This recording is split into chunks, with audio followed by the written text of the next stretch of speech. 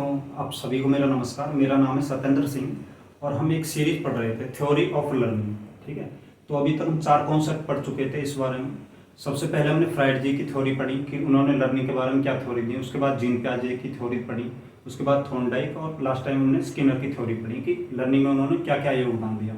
आज हम एक और महत्वपूर्ण मनोवैज्ञानिक के बारे में जानने जा रहे हैं, जेबी वाटसन। ठीक है, इन्होंने भी बहुत अच्छा कॉन्सेप्ट दिया था अपना।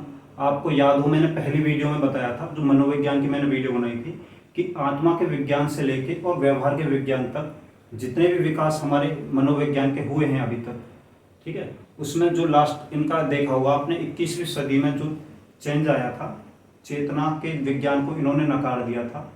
ठीक है, जो इनसे पहले था उसको नकार दिया था। इन्होंने बोला जो विज्ञान है, मतलब हमारी साइकोलॉजी है, वो व्यवहार का विज्ञान है। हम व्यवहार को देख के ही दूसरे के जब पता लगा सकते हैं उसके बारे में, किसी भी व्यक्ति के बारे में। तो ये बेसिकली इसीलिए जानते हैं इन्हें हम, व्यवहार का जनक भी इसलिए। व्यवहारवाद का जनक कौन है? जेबी वाटसन। इन्होंने व्यवहारवाद की संरचना की है और कॉन्सेप्ट सबसे पहले व्यवहारवाद का इन्होंने दिया था। हाँ, क्वेश्चन आ जाए कि व्यवहारवाद शब्द सबसे पहले किसने यूज में लाया? विलियम मैकडूगल ने। बट उसका प्रतिपादन, जो भी उसके बारे में कॉन्सेप्ट दिए, वो दिए थे जेबी वाटसन ने। तो ये चीज़ आपको याद रखना है। शब्द दिया मैकडूगल ने, विलियम मैकडूगल ने, और उस पर जो भी काम किया आगे सारा प्रोसेस, वो जेबी वाटसन ने किया। तो इनके बारे में जानते हैं। 9 जनवरी 1878 को इनका जन्म हुआ और 25 सितंबर 1958 को इनकी डेथ हो गई। कंट्री इनकी भी अमेरिका है। ठीक है, मैक्सिमम साइंटिस्ट जो यहाँ पे साइकोलॉजिस्ट मिलेंगे वो आपको अमेरिका के ही ज़्यादातर मिलेंगे।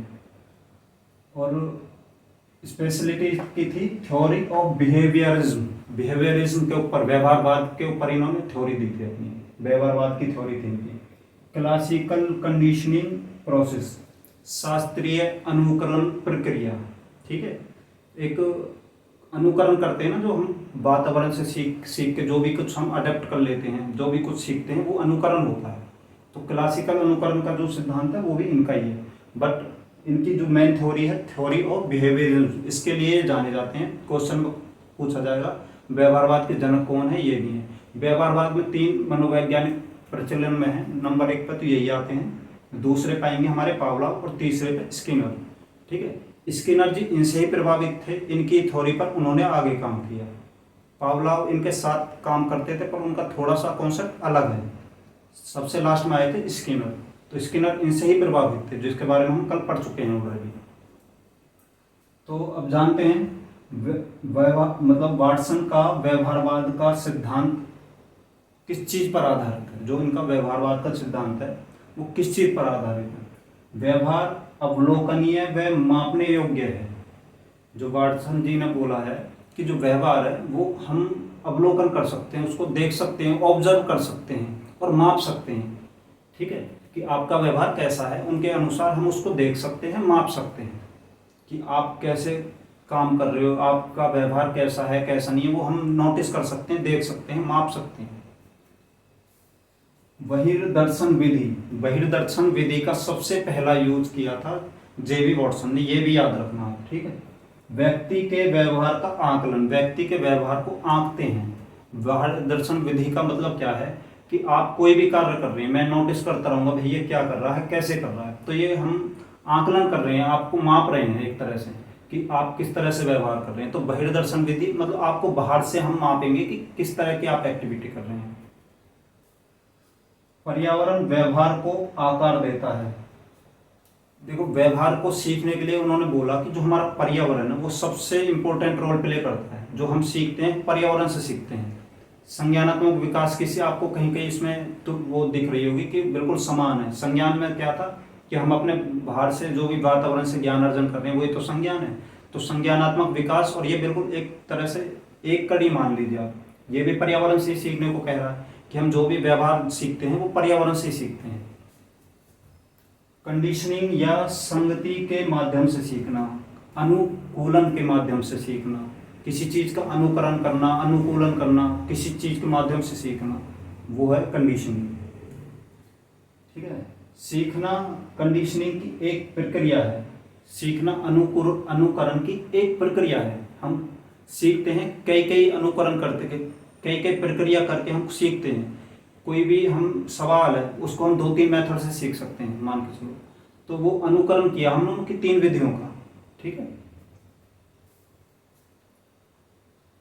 तो उन्होंने एक चीज और कही है कि हम पर्यावरण से सीखते हैं, उसमें हमारा आनुवांशिकता का कोई हस्तक्षेप नहीं है, ठीक है। हम ये नहीं है कि जैसे हम पैदा हो गए उसके हिसाब से हम सीखेंगे, हम अपने पर्यावरण को देख के सीखते हैं।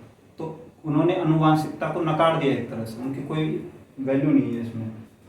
व्यवहार की भविष्यवाणी और नियंत्रण किया जा सकता है, ठीक है। हमने विकास की अवस्थाओं के बारे में पढ़ा था कि विकास की भविष्यवाणी की जा सकती है। सेम उन्होंने कहा कि व्यवहार की भी भविष्यवाणी की जा सकती है और नियंत्रण किया जा सकता है। उत्तेजनाओं व परिणाम को नियंत्रण करके व्यवहार के संशोधित किया जाता है। जो भी हम देखो, हमने कल सुदृढ़ीकरण पढ़ा था स्किनर के उसमें, तो उसमें क्या था कि हम कोई भी प्रभाव का नियम था, उसमें क्या था कि कोई भी कार्य करते हैं हमको मोटिवेशन मिलता है, हम उसको काम को दोबारा करते हैं, हमको अच्छा लगता है और दोबारा करते हैं। तो सेम प्रोसेस उन्होंने यही बताया है कि हम सुदृढ़ीकरण करके बच्चों को मोटिवेट कर सकते हैं, ठीक है, और उनको कंट्रोल में कर सकते हैं। उनके साथ जो भी गलत हो रहा है हम उस विधि के माध्यम से उसको सही कर सकते हैं, करेक्शन कर सकते हैं, उसमें संशोधन कर सकते हैं। जो भी उनके साथ व्यवहार में कमी हो रही है उसको सुदृढ़ीकरण करके उसको प्रभाव के माध्यम से हम सही कर सकते हैं। व्यवहारवाद की मान्यताएं क्या थी? सभी व्यवहार सुदृढ़ीकरण, दंड और कंडीशनिंग पर्यावरण कारकों का परिणाम है। देखो, मैंने सुदृढ़ीकरण के बारे में अभी आपको अब भी बताया है, कल भी बताया था कि हम कोई भी काम कर रहे हैं उसके हमें परिणाम अच्छे मिल रहे हैं तो उसका रिजल्ट सीधी बात है कि और अच्छा, जो हमको ये कहेंगे हाँ बहुत अच्छा किया तो हम और अच्छी मेहनत करेंगे उस चीज़ में, ठीक है। और हमको अगर उसके अनुभव थोड़े कटु मिल गए कि भाई अच्छा नहीं कर रहा या ऐसे में ये कमी है वो कमी, तो हम उस काम से बचेंगे। तो उन्होंने यही कहा कि व्यवहार भी इसी चीज़ से रिलेटेड है कि हमको कोई काम अच्छा लग रहा है तो हम उसको बार बार करने की कोशिश करेंगे, अगर नहीं अच्छा लग रहा तो हम उससे बचने की कोशिश करेंगे। तो उसमें सुदृढ़ीकरण और दंड का एक इम्पोर्टेंट रोल है, ठीक है। मन चेतना के व्यवहार को प्रासंगिक नहीं है, मतलब उन्होंने बोला कि जो मन और चेतना का जो विज्ञान है वो नहीं है, ये व्यवहार का विज्ञान है। मनोविज्ञान जो है व्यवहार का विज्ञान, उन्होंने मन और चेतना के विज्ञान को नकार दिया एक तरह से। पशु व्यवहार का उपयोग मानव व्यवहार को समझने के लिए किया जा सकता है। उन्होंने कहा जो पशु का व्यवहार है, जो हम पशुओं से सीखते हैं, उसका प्रयोग हम मानव के सीखने में कर सकते हैं। दोनों समान पर्यावरण, उसके पीछे उनका तथ्य ये था कि भाई जो मनुष्य है और जो जानवर हैं, जो पशु हैं, वो भी एक समाज में ही रह रहे हैं और एक ही वातावरण में रह रहे हैं। तो हम जैसे उनकी दोनों की कंडीशन एक सी होंगी। तो उन्होंने कहा कि अगर हम पशुओं के व्यवहार को समझ लेंगे तो हम शायद मानव के भी व्यवहार को समझ पाएंगे। व्यवहारवाद का योगदान हमारे लिए एजुकेशन में या हमारे लिए कितना योगदान रहा है व्यवहारवाद का, वो जानते हैं। अनुभव के तरीके से प्रयोगात्मक मनोविज्ञान का विकास। देखो, व्यवहारवाद है भाई, वो हम किस चीज से सीखेंगे? वातावरण के अनुभव से सीखेंगे, वातावरण से जो भी हम ले रहे हैं वही तो सीखेंगे। तो इससे हमारे मतलब प्रयोगात्मक मनोविज्ञान का विकास हुआ है। सुदृढ़ीकरण और दंड का उपयोग करके कुव्यवस्थित व्यवहार को संशोधित कर सकते हैं हम। जब हमको पता है, सुदृढ़ीकरण हमने अभी बताया है, और दंड के माध्यम से हम बच्चों को डरा के कि गलत काम करोगे तो हम तुम्हें सजा देंगे, या ये कुछ भी कमी करोगे तो हम उसके हिसाब से तुम्हें सजा देंगे। तो फिर हम उसकी वजह से व्यवहार को संगठित कर सकते हैं दोबारा से, ठीक है। जहाँ बच्चा कमी करेगा उसको हम थोड़ा सही कर सकते हैं, किसकी वजह से? एक तो सुदृढ़ीकरण और दंड का उपयोग करके हम व्यवहार को सुधार सकते हैं। जहाँ बच्चा कमी कर रहा है उसकी कमी को पूरी कर सकते हैं हम इन दोनों मेथडों से। सीखने व अनुकूलन की समझ विकसित की। भाई इससे क्या होगा? व्यवहार से क्या हुआ? हम सीखेंगे, अनुकरण करना सीखेंगे कि भाई किसने कैसे करा। आपने साइकिल चलानी सीखी, कैसे चला रहा उसको देख के सीख लिया। कोई कैसे कपड़े धो रहा, हमने कपड़ा धोना सीख लिया। कैसे रोटी बना रहा, रोटी बनाना सीख लिया। तो हम अनुकरण कर करके सीखते हैं। अनुकरण और सीखना, हमने दो चीजें इस चीज से भी सीखी है। संज्ञानात्मक व सामाजिक सिद्धांतों पर प्रभाव, जो हमने बताया अभी आपको, संज्ञानात्मक और सामाजिक सिद्धांत वो भी इससे प्रभावित थे। जो पियाजे जी थे वो प्रभावित थे इनसे। उन्होंने, क्योंकि ये भी बोलते थे कि पर्यावरण से सीखते हैं, और वो पियाजे जी भी यही बोलते थे कि हम जो ज्ञान अर्जन करते हैं वो पर्यावरण से, वातावरण से ही करते हैं, और सामाजिक सिद्धांत भी मैक्सिमम व्यवहारों पर ही आधारित होते हैं। तो ये दो प्रभाव हमारे इन पर आधारित हैं, ये योगदान इनके याद रखना। वैसे कॉन्सेप्ट कम पूछे जाते हैं, पर फिर भी पढ़ रहे हैं तो नॉलेज एक एक चीज़ की होनी चाहिए। आलोचना में भी रहे, जो इन्होंने कॉन्सेप्ट निकाले उनके आलोचना भी रहे। मानव व्यवहार को अत्यधिक सरल बताया, जबकि आप भी जानते हैं कि मानव व्यवहार इतना सरल नहीं है, बहुत जटिलताएं आती हैं जीवन में, बहुत सारे कॉन्सेप्ट गलत आते हैं हमारे साथ, कटु अनुभूतियां होती है जिंदगी में। तो ये आलोचना में इस वजह से रहे। दूसरा, अनुवांशिकी और जीव विज्ञान को नजरअंदाज कर दिया इन्होंने बोला कि भाई अनुवांशिकता का कोई भी योगदान नहीं है हमारे व्यवहार को सीखने में, कोई इंपॉर्टेंस नहीं है उस चीज़ की, जबकि आप भी जानते हैं कि कहीं ना कहीं वो हमको प्रभावित करती है। ठीक है, अगर किसी बच्चे को अनुवांशिक रोग मिल गया तो उसके सीखने के व्यवहार में तो कमी आएगी, पढ़ने में, उसके सारे विकासों में कमी आएगी कहीं ना कहीं। सुदृढ़ीकरण और दंड पर आधारित, ये हमने आपको पढ़ा दिया है कि इन दोनों चीजों पे ही व्यवहार चल रहा है। बहिर्दर्शन विधि, आप बाहर से देख के मेरी छवि देखोगे आपकी कैसा है, कैसा पढ़ा रहा है, कैसा नहीं पढ़ा रहा, कैसा होगा, तो हम बाहर से आकलन कर रहे हैं एक तरह से। ठीक है, तो बहिर्दर्शन विधि का यूज करते हैं हम व्यवहारवाद को समझ लेंगे। अच्छा, अब कुछ महत्वपूर्ण तथ्य हैं, इनको भी जान लेते हैं, कहीं पेपर में कुछ आ जाए तो बता देंगे। 1913 में हॉकिंग्स यूनिवर्सिटी में व्यवहारवाद की स्थापना की इन्होंने, हॉकिंग्स यूनिवर्सिटी 1913 में। अल्बर्ट नामक बच्चे पर, सॉरी खरगोश नहीं था, चूहा था, सफेद चूहा।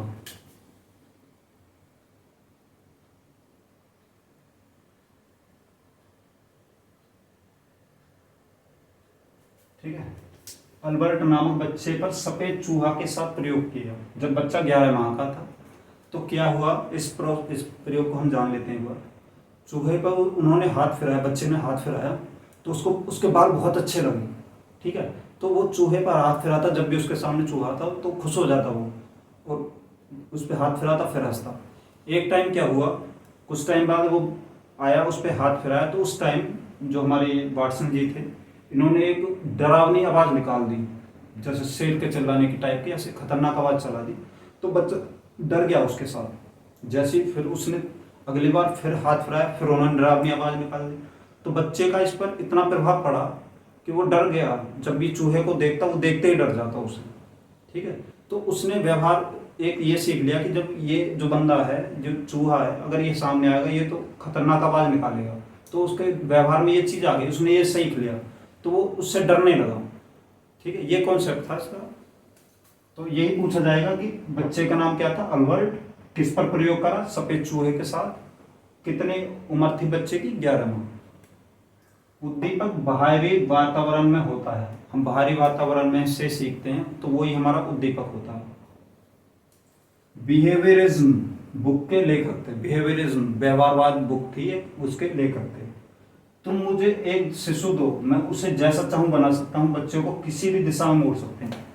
इनका एक ये कॉन्सेप्ट, बिल्कुल ये लाइन भी आती है कि उनकी परिभाषा क्या थी। तो ये कहते हैं कि मुझे कोई भी बच्चा दे दो, तुम उसे जैसा चाहो मैं बना दूंगा, डॉक्टर, इंजीनियर, टीचर, चोर, लुटेरा, जो आप चाहोगे मैं बना दूंगा, क्योंकि मैं उसको ऐसा ही पर्यावरण, ऐसा ही एनवायरनमेंट दूंगा और ऐसा ही व्यवहार उसके अंदर पैदा करूंगा और उसको बना दूंगा। उनकी ये थ्योरी थी। तो वो कह रहे हैं कि बच्चे को हम जैसी चाहे वैसी दिशा दे सकते हैं, उसको ही तो हम पढ़ा लिखा के अच्छा डॉक्टर बना सकते हैं, इंजीनियर, साइंटिस्ट, कुछ भी बना सकते हैं, और उसी को ही हम चोर, डकैत, ऐसा कुछ भी बना सकते हैं। बारंबारता का नियम आ जाए तो भी इन्होंने दिया। आधुनिक मनोविज्ञान व्यवहार का विज्ञान है, ये जो लाइन दी है, आधुनिक जो मनोवैज्ञानिक है हमारा, किस चीज़ का विज्ञान है, मनोविज्ञान, जो हमारा व्यवहारवाद का। और यह आज के जो प्रेजेंट टाइम में चल रहा है वो व्यवहारवाद का ही सिद्धांत चल रहा है, ये चीज़ भी आदमी नोटिस रखेंगे। एनिमल्स पे स्टडी की इन्होंने भी, learning plus motivation plus reinforcement, motivation और रेनफोर्समेंट लगा लिया जाए तो एक ही चीज़ है। तो इन्होंने भी पूर्ण बलन पे काम किया, और जो स्किनर ने बाद में इनकी इसी थ्योरी को आगे बढ़ाया, पूर्ण बलन पे ही उन्होंने, कल मैंने देखा, आपने भी देखा होगा कि सारा कॉन्सेप्ट उनका पूर्ण बलन पे था, स्किनर जी का। तो वो इनके रेनफोर्समेंट के ही प्रतिपादन किया उन्होंने आगे। अवलोकन विधि, व्हाट, व्हाई, हाउ, मतलब आप देखेंगे कि क्या, क्यों, कैसे, क्या कर रहा है, आप ऑब्जर्व करोगे, यही तो विधि है ये सारी, वही दर्शन विधि यही तो है। ये 2-4 कॉन्सेप्ट है, इसको आप याद कर लेना। शास्त्रीय अनुकूलन यही क्वेश्चन होते हैं इसमें, इससे ज़्यादा कुछ है नहीं। और आप यूट्यूब पर देख लेना, कोई वीडियो मेरे हिसाब से तो वीडियो है ही नहीं इसके बारे में, बहुत कम वीडियो हैं, और है भी तो इतना सारा कॉन्सेप्ट किसी ने दिया नहीं है। वीडियो आप एक बार देख लेंगे सारा कुछ याद हो जाएगा, और इससे ज़्यादा कॉन्सेप्ट पूछा नहीं जाएगा। Thank you.